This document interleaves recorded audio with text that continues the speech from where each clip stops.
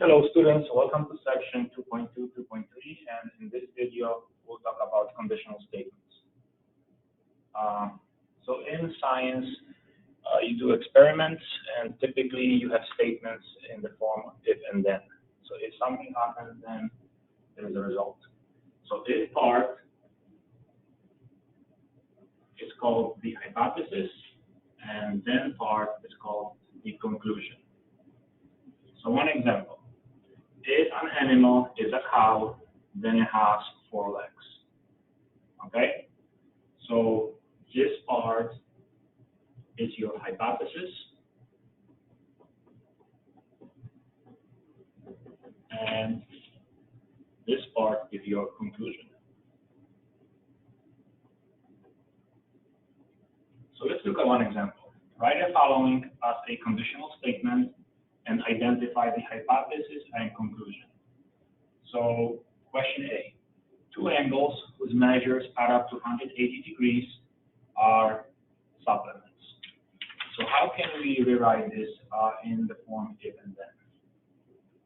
So you can say this: if 2 angles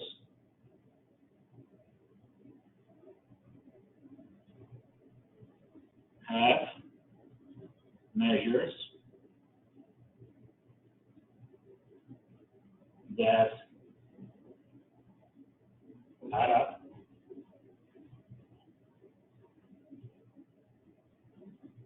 to 180 degrees, then they are supplements.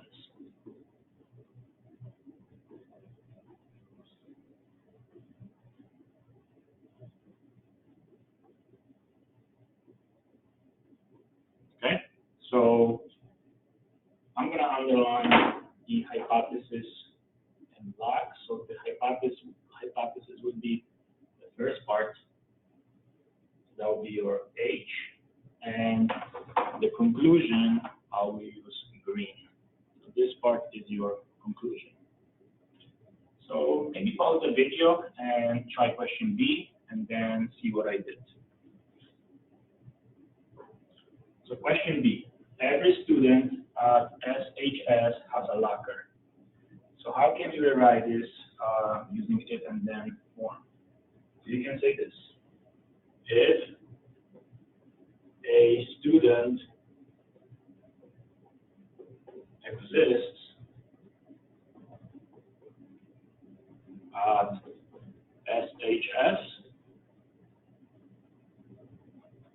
then they have the locker. You can also say then he or she. Okay. So your hypothesis will be the first part. So I'm going to underline this using green. So that's your hypothesis. And your conclusion is the second part. So in red is your conclusion.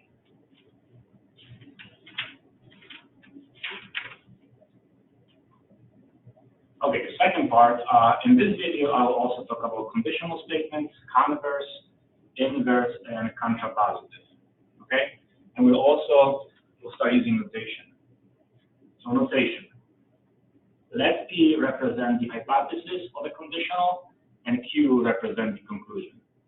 So if P, then Q can be also written using this symbol, which means implies. So this means P implies Q. Because in mathematics, we are using symbols instead of words. This symbol means not P, means negation of the original statement, not P. But be aware that some textbooks will use this symbol. Okay, not P using this symbol. It depends on the textbook. Conditionals have converse, inverse, and contrapositive statements. So in this video, I will explain what I mean by converse, inverse, and contrapositive. So first example, all birds have feathers. Okay, so the first question is, how can I write this in the form if and then?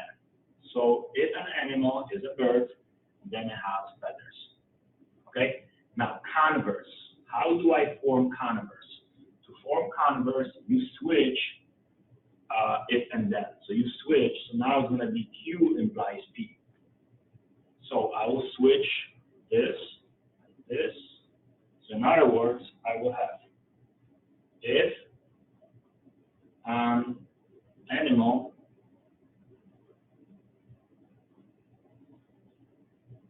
has feathers,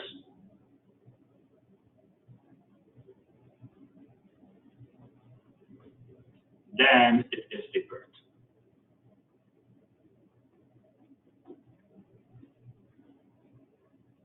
Okay, so basically to form a converse, you switch if and then.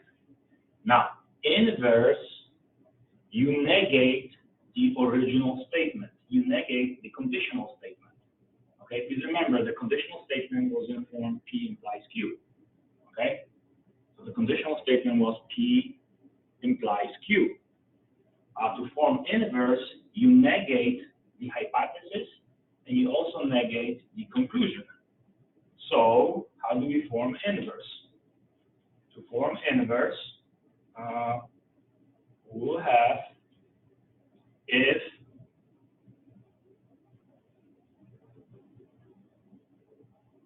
an animal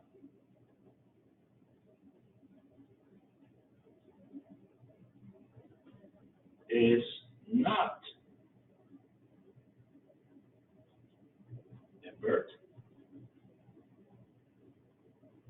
then it doesn't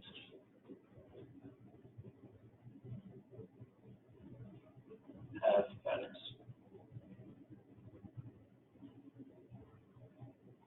Okay, so in other words, to form inverse, you negate the conditional statement. And the last one, which is called contrapositive, okay, you switch and negate the hypothesis. In other words, you can also say you negate the converse. So how do we form contrapositive? If animal does not have feathers,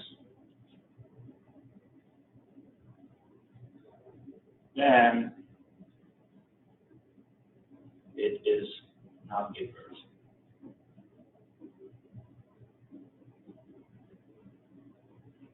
Sorry for squeezing this. It's supposed to be bird.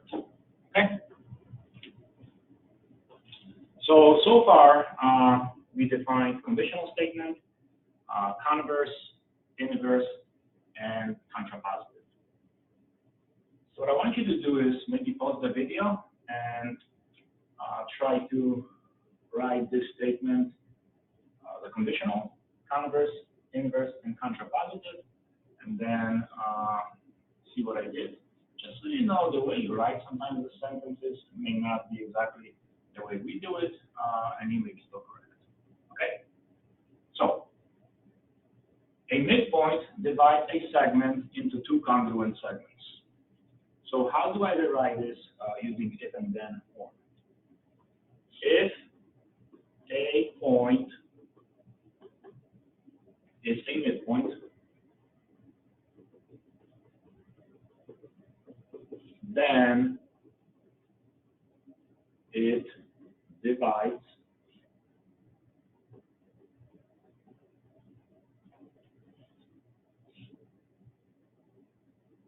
segment into two congruent segments. Okay? Now converse, please remember, converse, you switch if and then. Okay? So conditional statement is always in the form P implies Q. Converse will be Q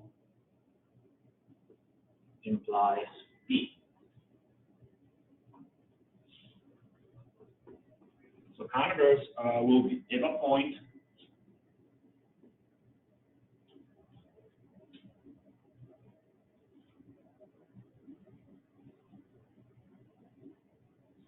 converse would be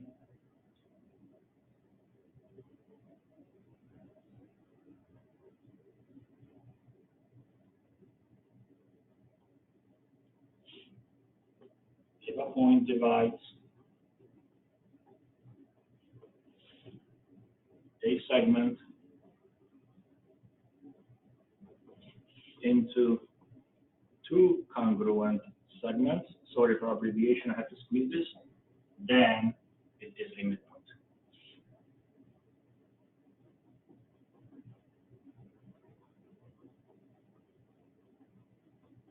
Okay? Just remember, in inverse, you negate the conditional statement.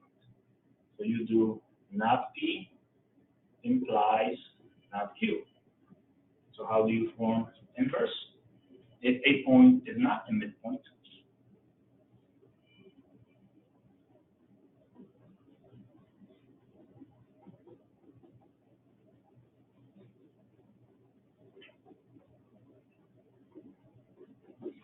then it does not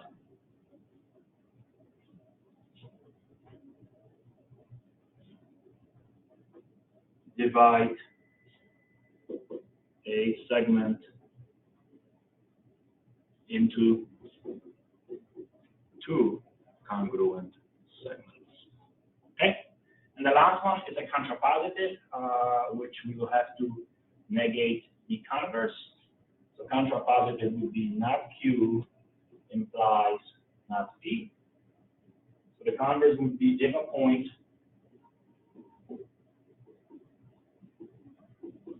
does not divide a segment into two congruent segments, then it is not a midpoint. Okay, so thank you for watching this video. In other words, this video helped you to understand the conditional statements, converse, inverse, and the contrapositive. And then in class, we'll talk about whether they're true or false, and we'll talk about equivalent statements. So again, thank you for watching the video.